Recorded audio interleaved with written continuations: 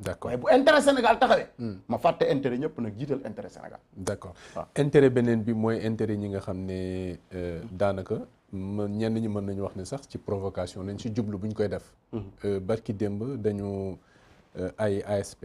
ay agent de sécurité de proximité dañu bett fële ca Géejawaay ci filao yi.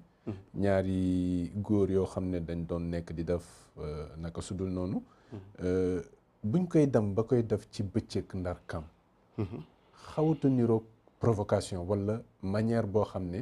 dafay pousser sénégalais yi que ñuy débattre ci mbir moomu noonu. waaw alhamdulilah xam nga maa ngi saluer le discours bi nga xam ni imam Dame Ndiaye def na ko. ci sunu daje bi ñu mujjee def parce que imam Dame ku am solo ci réew mi la parce que dafa am expérience mooy bokk ci coow li xam coow lee ko gën. nee na góor jigéen du fi am ëpp na de góor jigéen du fi am. ëpp na kenn waru ko wax góor jigéen du fi law parce que xattaay jamono yonent bi salaay sallam góor jigéen amoon na fa maanaam du fi am kenn waru ko wax du fi law dégg nga wax boobu. maanaam ci arrêté ka lañ war a toll. waaw dañoo war a fexe ba du tasaaroo. du tasaaroo mais lu bon moom du fi jóg parce que Iblis dafa am mission ni wàllu yu yàlla amee noonu la wàllu yu seytaane amee. kon ak mbon mënu fee jóg mbon mooy tax mbaax am valeur waaye nañ fexe nag ba bu mu fi law tax diine rek a wóor boo jàngul diine mënoo wax lu jariñ nit parce que waxi dof ngay wax ku jàng diine dégg ko diine yàlla dafa équilibre yàlla moo bind mbaax bind mbon yàlla lu mu wax ci alquran inna hadaynaahu sabila imma shakiran wa imma kafuran man maa bind yoon yi de kum neex nga baax kum neex nga sant kum neex nga weddi fa man shaa fal yu'min wa man shaa fal yakfur yàlla moo bindee noonu te yàlla nee na su ma neexoon ñëpp jub yàlla nee na su ma neexoon kenn du def lu bon man la neex ñenn ñi nekk ci mboy gi moo tax mu ni walaw shaa allahu la hadan naasa jamian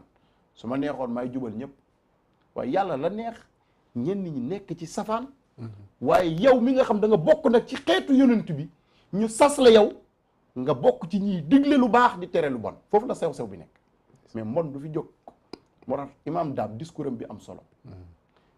imam Dame maa ngi lay nuyu di la ziara parce que man xam-xam laa gëma man ñu bari mënu maa waxtaan ak ñoom parce que waxi dof la ñuy wax ak waxi fanatique te man yooyu génn naa ci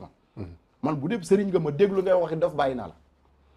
parce que man fanatisme kenn mënu ma ci dugal man équilibre gi ma yonent bi teg rek ci laa nekk. d'accord discours bi nag mën naa tàng. mais boo seetloo day équilibre de mooy damay nangu ku ne joxe sa xalaat ci penc mi. parce que loolu mooy démocratie loolu mooy ngor mais man rek maa fi nekk képp ku koy wax xamoo luy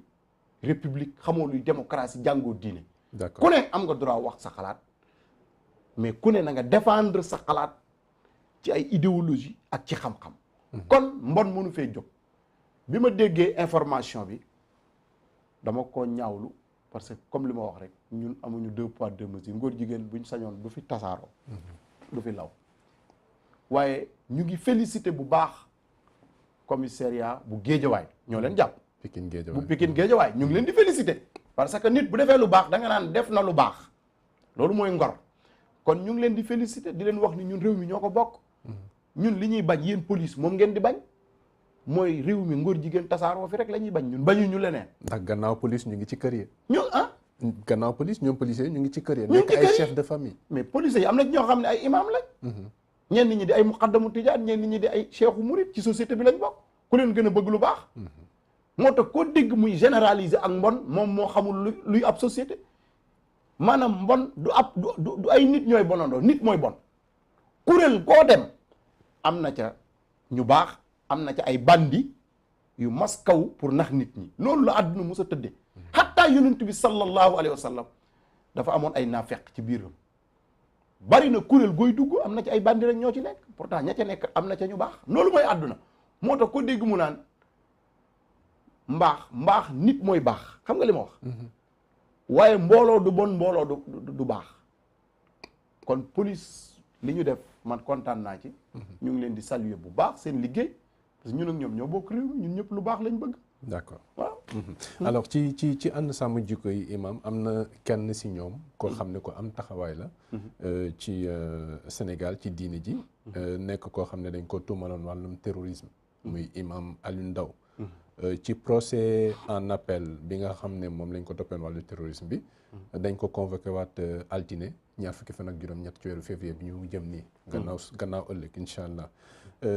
foofu ban commentaire nga ci def yaakaar nga ne imam dina génn ci loolu wala yaakaar nga ne combat bi ànd sàmm jikko yi di mëne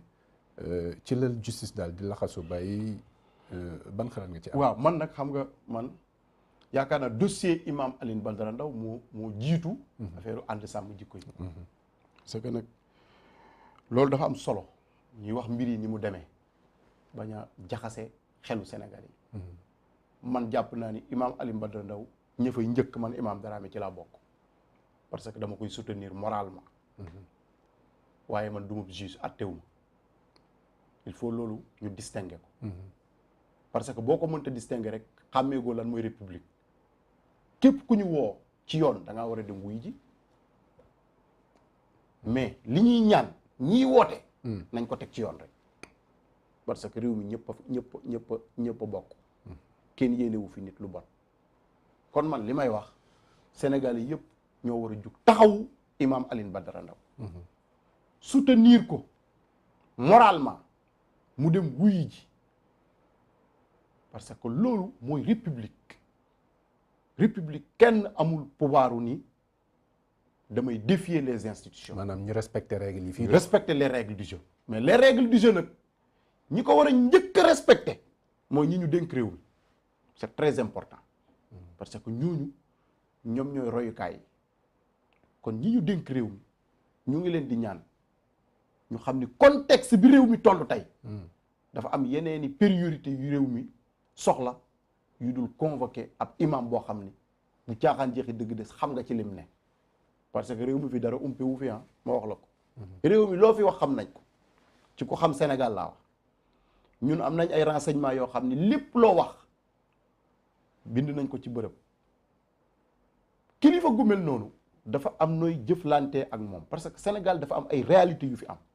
buñ ne ñu ngi convoqué ab imam Sénégalais yi dañ naan seen imam la ñu convoqué parce que man dama bokk ci ñi gëm ni réew mi stabilité daf fi war am te ñun ñëpp ci war a liggéey. mais stabilité boobu maanaam foofu laay wax c'est important justice daf liggéeyam. déedéet bëggu ba terewuma justice def liggéeyam ma gëm ni justice dafa war a def liggéeyam. au contraire kenn warut a tere sax justice def liggéeyam ñun dañu war a encourager mais justice bi na ko def rek ci dëgg. jaarale ko ci yoon. bañ cee laxas leneen lu bokkut ak xool dossier bi lan moo ci nekk parce que ñoom ñoo ko àtte woon xëy ni ko defoo dara. yaa ngi dégg kon buñ ko woowaatee xëy na ñoom am nañ information yu ñu amul man loolu laay jàpp ba koroog may gis leneen mais buñ ko woowaatee nañ ko teg rek ci selon les règles du jeu man loolu rek laay ñaan. d'accord parce que man dama magistrat yi. dama am ñu ma ci xam man ñoo xam ne gëm naa ne gënuma leen a nekk jullit man xam naa